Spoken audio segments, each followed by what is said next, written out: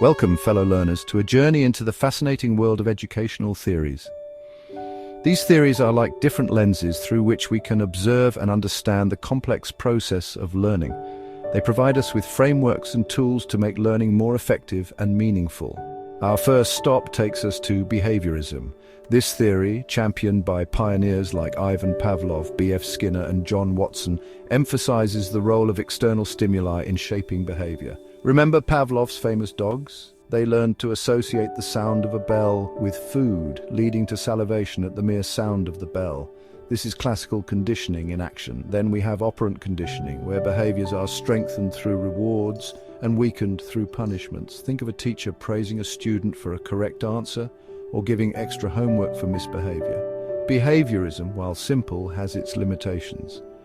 It doesn't fully account for the intricate mental processes involved in learning. This brings us to Cognitivism, a theory that delves into those internal mental landscapes. Key figures like Jean Piaget and Jerome Bruner illuminated the importance of memory, attention, and problem-solving in learning. Imagine learning a new language. You need to encode new words, store them in your memory, and retrieve them when needed.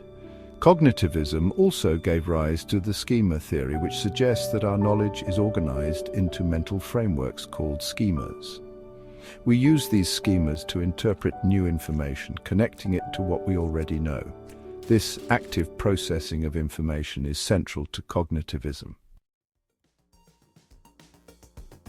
Our exploration of learning theories continues with Constructivism, a perspective that emphasizes the active role of the learner in constructing knowledge. Think of learning as building a house. You don't just passively absorb bricks and mortar, you actively select, arrange, and connect them to create a meaningful structure. Pioneering figures like Jean Piaget, Lev Vygotsky, and John Dewey highlighted the importance of hands-on activities, exploration, and social interaction in learning. Constructivist classrooms are alive with project-based learning, group work, and collaborative problem-solving. Learners are encouraged to ask questions, experiment, and learn from their mistakes. Closely related to constructivism is social learning theory, championed by Bandura. This theory emphasizes the powerful influence of observation and imitation in learning.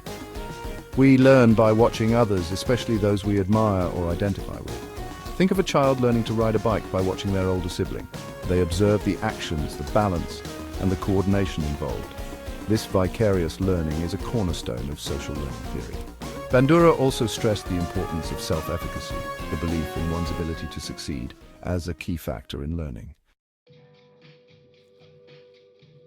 Our journey now takes us to the realm of humanistic theories, where the spotlight shines on the emotional and psychological needs of the learner. Abraham Maslow and Carl Rogers, pioneers in this field, emphasized the importance of self-esteem, emotional safety, and a supportive learning environment. Imagine a classroom where students feel valued, respected, and encouraged to express themselves freely.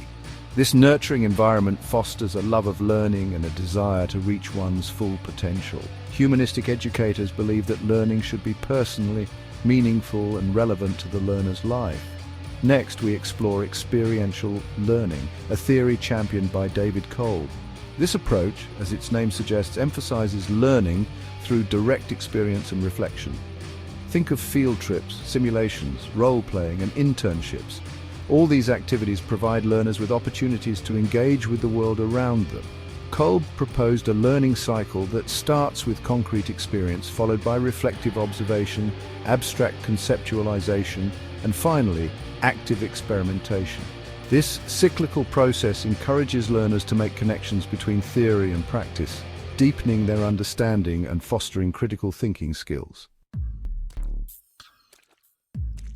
Our final destination in this exploration of learning theories takes us to two influential modern approaches: multiple intelligences and connectivism. Howard Gardner, the architect of multiple intelligences theory, challenged the traditional notion of intelligence as a single, measurable entity. He proposed that we possess a diverse range of intelligences, including linguistic, logical, mathematical, spatial, bodily, kinesthetic, musical, interpersonal, intrapersonal, and naturalistic. This revolutionary idea transformed classrooms, encouraging educators to cater to different learning styles and provide a variety of learning experiences.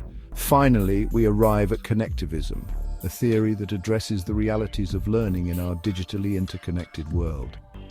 Pioneered by George Siemens and Stephen Downes, Connectivism recognizes that knowledge is no longer confined to individuals or institutions. Instead, it resides in networks, accessible through the vast interconnected web of information and people. Learning in this context becomes a process of connecting to and navigating these networks, filtering information and forming meaningful connections. Connectivism emphasizes the importance of collaboration, communication, and critical thinking in our increasingly complex world. As we conclude our journey, remember that these educational theories are not mutually exclusive. They offer complementary perspectives on the multifaceted process of learning. By understanding these theories, we can create richer, more engaging, and ultimately more effective learning experiences for everyone.